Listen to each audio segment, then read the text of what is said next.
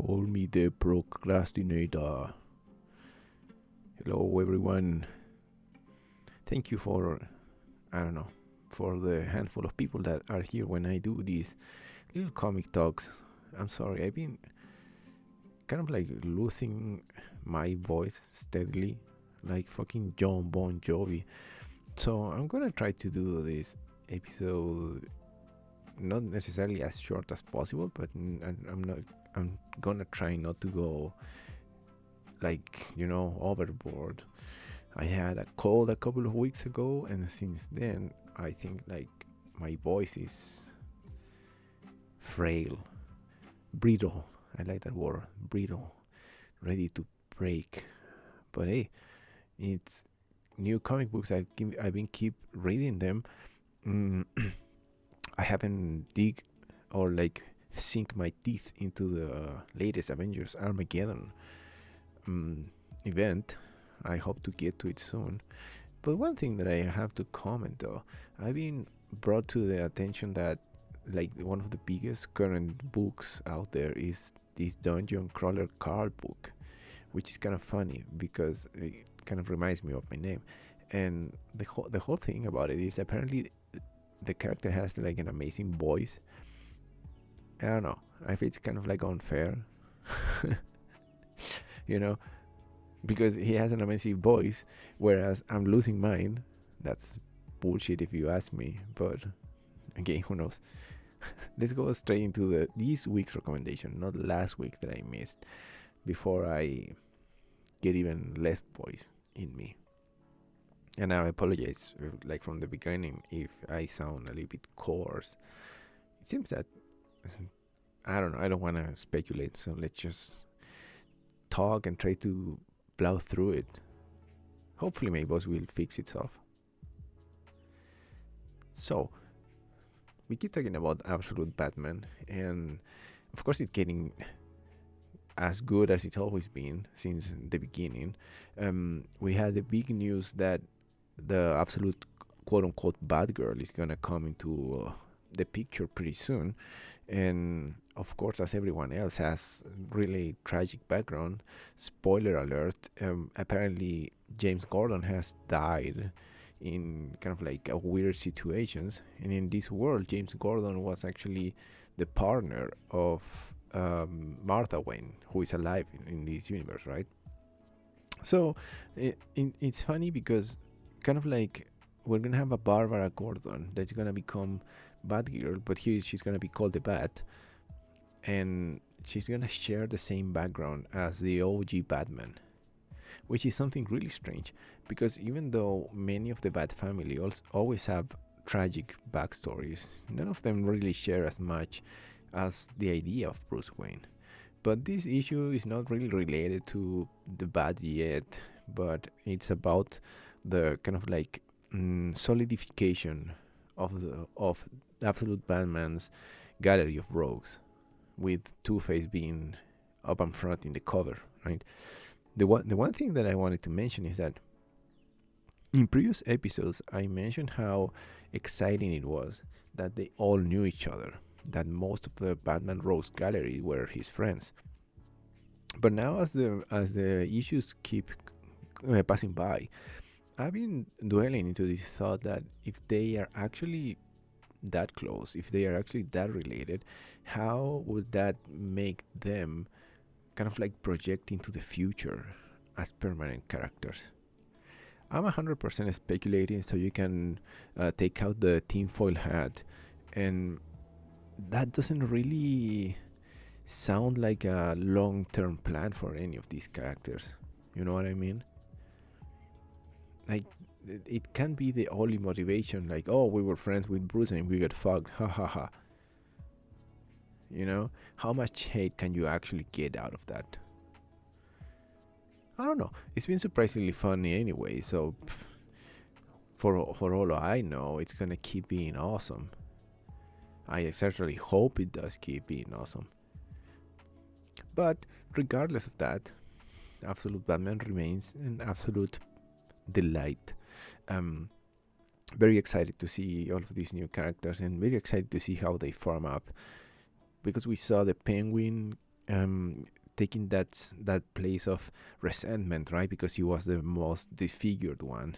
We had Killer Croc, who actually came back, so he's like a half and half, and we don't know exactly how crazy Two-Face it is. So it's a really exciting moment to be into this book. The excitingest. Next, I want to talk a little bit about Lobo. I don't know. I keep getting all of these reviews and commentaries on how funny it is. I haven't laughed once. Even though I love Scooty Young, I love Jorge Corona, like, I haven't laughed once. And I don't know, I feel like it's not hitting how it should be. You know? What is exactly the place for Lobo? Now, if they're bringing a little tiny bit crossover with Supergirl, this is of course related to the movie, like 100%. There's no doubt about it.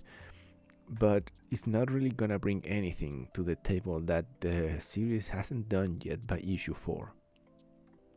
You know, this idea of Lobo being like a reality TV star or something. I don't know. I feel like the cynicism and the kind of like lack of respect that a character of like Lobo has. It has to be raunchier. It has to be more raw. It has to be more, you know. I feel it lacks a little bit of impact, especially thinking about I talk trash, quote unquote, a little bit of trash about I Hate Fairyland from Young, right, from Scooty, a couple of weeks ago, and I said it's clearly a series that has tired itself. Ironically enough, the next issue after that, the series actually went into a hiatus. Like he knew, Scooty Young, he knew he was burned out, and I feel like it's kind of like the same. This is just like trying comedy, but like really not hitting any notes. But as I've said before, I'm not a big Lobo fan, so perhaps you are missing this Lobo sensibility. But all of that bring us all the way back to the fact that Lobo is gonna appear in Supergirl, which opens in like in a week or something. The new Supergirl movie, and I hope I hope he's interesting in that movie. I guess what I'm trying to say that I don't think Lobo has ever been an interesting character. You know, I don't know. It's not funny, like breaking the fourth wall and whatever, and like being kind of like having no respect for the rest of the universe. I don't know. It's not fun. But I keep my hopes alive for this book, only because more than for Scooty Young is for Corona. I love his art. It's just such a delight, and it's an even extra delight when you can enjoy a book for its art. When both things come together, of course, it's the best. But like sometimes you just enjoy whatever you're watching, and as an art form, an art medium, sometimes just enjoying a really good, well drawn spread is the best. Something that you cannot do with AI. By the way, next. This is a weird one that I had no idea that was gonna happen at all. Apparently, Jonathan Hickman, who is this kind of like wild card at Marvel, he's doing a Spider-Man book, Spider-Man Long Way Home. I don't know. I don't know how would you bring Hickman's kind of like multi-layered, worthy, sometimes often overcomplicated brand of world building to Spider-Man. And while this fucking sometimes it takes so long for the ambulance or the firemen to go by my apartment window that I don't know if they ever get anywhere on point. you know but whatever. This book in particular, it seems to also be kind of like a publicity type of stunt by mixing the characters that are actually also going to appear in the next Spider-Man movie. A movie which also opens up like soon-ish, July, I think. So we have in the next 2 months two big superhero movies, and I guess you gotta bring your A game to it. So you have Spider-Man, the Hulk, and Punisher, and a Cosmic Cube all in the mix. I don't know. It's weird because these are great writers. They made great stories, but the relevancy of these stories always gets diluted, especially in these big characters. I've always been kind of like a skeptic of like small series that are like parallel or like a tangential to the main books. You know, and it's like, what's really the flavor? Why am I really reading this? I'm thinking about many of the Claremont X-Men books that have been released for the past 5 years, which are either callbacks or they happen during his run of X-Men years ago. And I always go like, why would I want to go back to that? You know, I always feel like that, even though the stories might be good and anything. I feel this apprehension to go back to those. Like it doesn't have the weight of the present. You know, even though they might be good stories. But anyways, another Spider-Man book, and Jonathan Hickman is Jonathan Hickman. He puts his stamp on it, I guess. We'll see. Next. So the final issue of Predator Bloodshed, Marvel's ongoing treatment of this 20th century. Wait, it's not 20th Century Fox anymore, right? It's just called 20th Century. I think so, right? But this is the latest Marvel Predator book out there. As always, when I talk about these final issues, more than a commentary or a recommendation, these are like tiny reviews. And what I have to say about this is that when it began, there was a lot of commentary on how the book was kind of like flipping the script.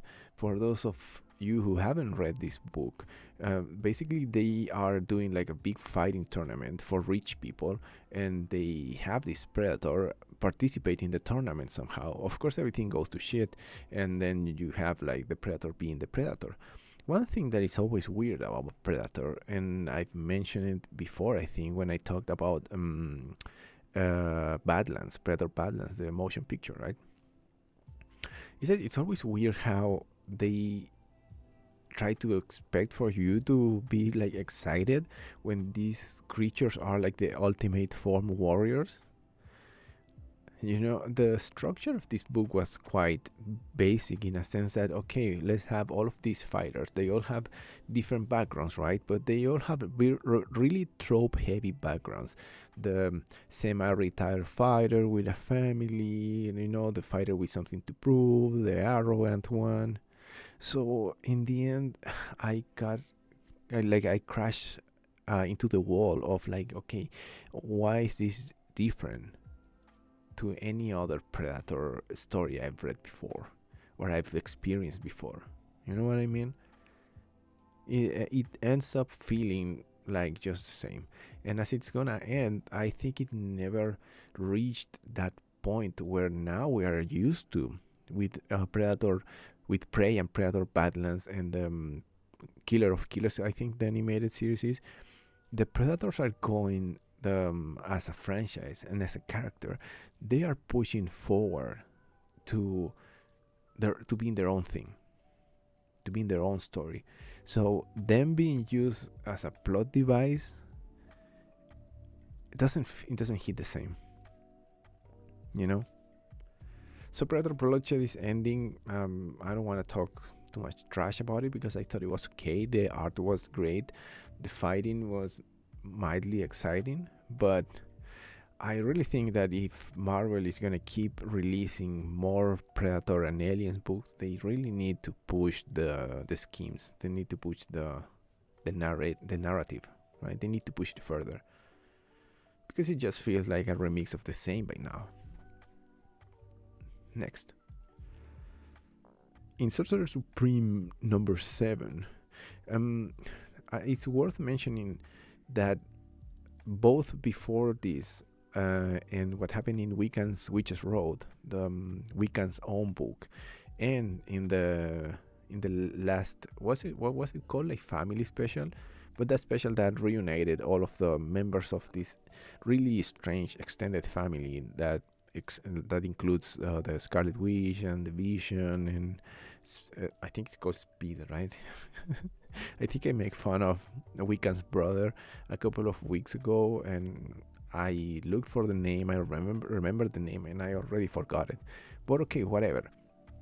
Since the beginning of Sorcerer Supreme and this sort of new take on the magic side of the Marvel Universe, I was always expecting something important to happen, and none of that had really happened until now. So Sorcerer Supreme number 7 is gonna introduce the Sorcerer Supreme of the Quantum Realm. Whoa. It's gonna get awfully complicated. And my apprehensions about a storyline like this is that the main guys, we know the main guys are the main guys. We know the Scarlet Witch of 616 is the most important one. So even if you tell me like, oh, okay, this is gonna be the Sorcerer Supreme of the Quantum Realm, it sounds important. It sounds like something with impact. But will it have it really? How much is it gonna change? And I've been the one expecting not necessarily change, but something relevant to it. Something with more impact. Will that have the impact that I am expecting? Probably not. But as a plot device, as something to look forward to, that's pretty great, right? I mean, and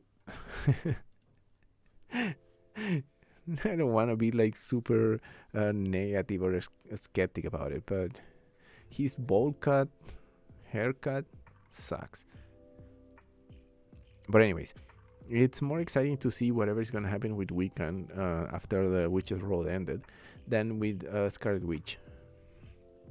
I don't know.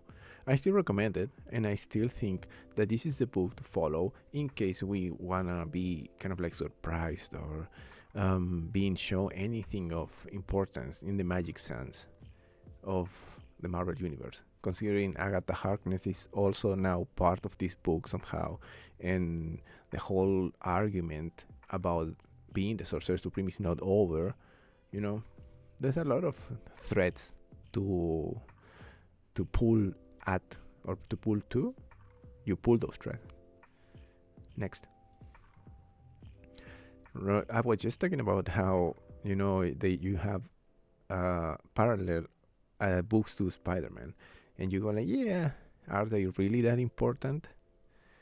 And here's another question, because they've been teasing this for some time. They already seen some previews because it was such a big deal. And Amazing Spider-Man number 31, in today's section of what is Spider-Man doing this week, everybody knows it by now. They are introducing Aunt May's son, right? It's his son. So it's Peter Parker's cousin?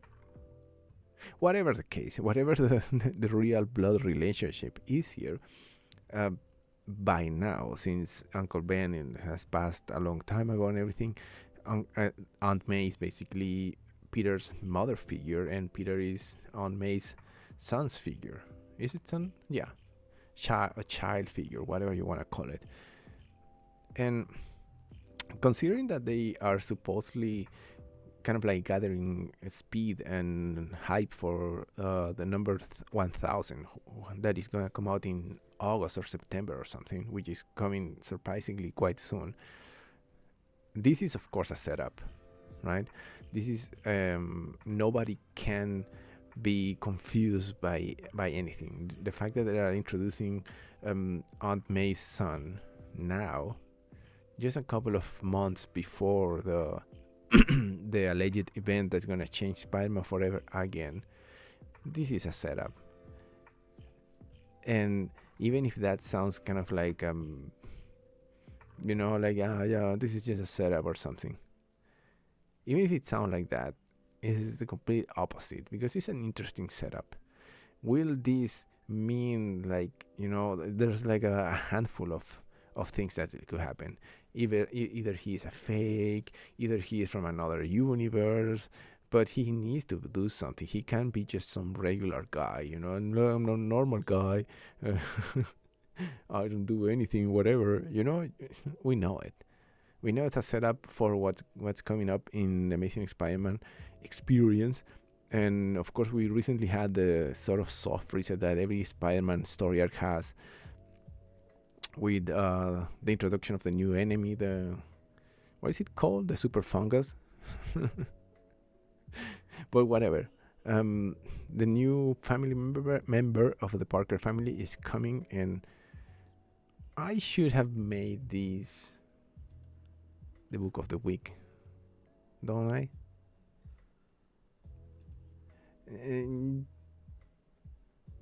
Yeah, let's call I'm calling a mulligan, an audible,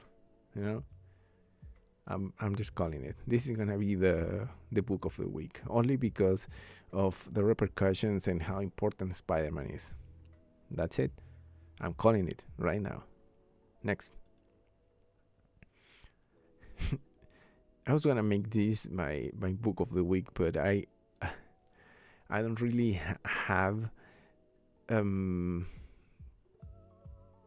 Yeah, I gotta be honest. I wasn't that hyped about this. I wasn't that hype about it. So this, the $1 trillion kit is one of the, basically the start of the first big event in Geoff Johns' interconnected universe. I talked about it before when I think I've talked about Geiger, I've talked about the Rockefellers, and I talked about Hornsby and Halo. I've talked about all of those books, which are all part of, as I said, Geoff Johns' interconnected universe. It has ups and downs, though. I think Hornsby and Halo hasn't been that exciting. They haven't really pushed as far as I thought they were, taking into the consideration that it was supposed to be a demon raised by good people and an angel raised by bad people, So why am I recommending this, and why did I thought originally that this could be my book of the week? Was because of that, because I thought that, okay, if we're gonna do an event on this sort of interconnected universe, you need the paste, you need the glue to hold it all together. I use Geiger as an introduction book to say, okay, they connected some of the elements by playing to this timeline kind of like argument to connect all of these universes. But since this is part 1 of 4 of this event called The Unbelievables, I had to recommend it. I had to make it the book of the week because this is important. But then again, this is not Marvel, this is not really DC, This is just Geoff Johns' crazy little world. So let's keep it at that. Just one funny, hopefully entertaining book about some weird rich kid. And it's like Richie Rich on steroids or something.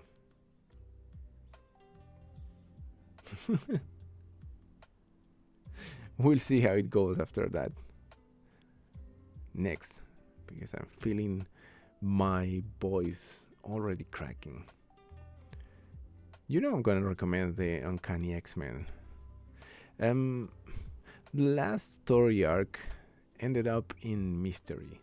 We are again faced with something that I'm not completely for.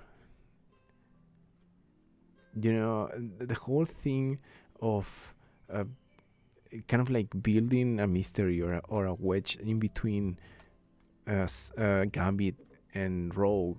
It just uh, it just it makes me worried, man. You know, but this is a new story arc, and I think it necessarily needs to connect to whatever secret Gambit is holding. And some people call it like a series that has good and has bad. That it doesn't really, it hasn't really peaked. And sometimes I do feel like that whenever it's gonna hit that high note, it kind of like goes flat. The last time I mentioned that was precisely when I talked about Gambit and Rose getting to that point where they are considering this new group not a team, not a school, but a family. And now they're gonna bring a couple of characters that were imprisoned before, so some other of classic mutants, but the core, it's always Gambit, Rogue, and well, Wolverine is like kind of like even a supporting character in this. But anyways, just a quick nod to the new story arc for Uncanny X-Men. Gotta keep an eye on it, especially because whatever's gonna go down when it really peaks, it's gonna be related to Gambit, it's gonna be related to Rogue, and it's gonna be, I want to say like world shattering. I think I sometimes I read too many comic press releases, so I need to use the lingo, right? World shattering event or whatever. And last but not least, another X-Men book, one that has sort of built itself into my how can you say, into my orbit. When Inglorious X-Force began, I wasn't really, I was excited but cautious, because I'm always cautious about Cable as a character. And as I've said before, I think the whole time traveling thing is just it's like something too much of a constant for Cable. So you hear Cable is coming and like, okay, and it's just like the same thing. He's gonna prevent something from the future to happen in the past. But in this case, it was related to Miss Marvel, which is one of my favorite characters of the past, like 5 or 10 years. And the whole plot of her having like something to do in the future. And what is the argument that I think she's supposed to be like president in the future, like she's gonna be president, and she's supposed to do something that is gonna ruin, I mean, it's gonna save the future, but like, fuck it. But the point is, now in this new story arc, or in the past story arc, we ended up having a lot of Angel in it. And one thing that did, this was also quite close to be my book of the week. It revealed that the cast they chose was perfect. Angel, Helverine, Boom Boom, and Miss Marvel. I didn't realize how. I mean, I had an inkling because I know those characters, but I didn't fully realize how explosive these characters are. How much in the brink of like changing they are all the time. Of course, they brought back again the whole deal with Angel and Apocalypse, and Hellberry is also a character that recently went through the change of becoming a spirit of vengeance.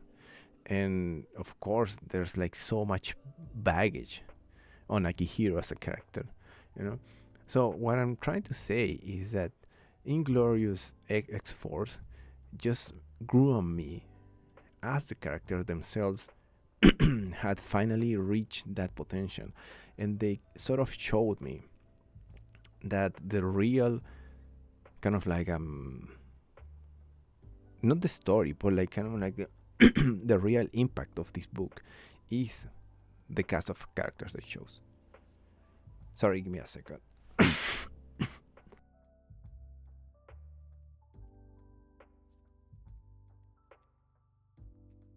That was my throat signing off for the day. Shit. So, anyways, this book is really fun. It has really fun, explosive, exciting characters, and that is what I love about it. And in this new story arc, hopefully they're gonna push them even further in.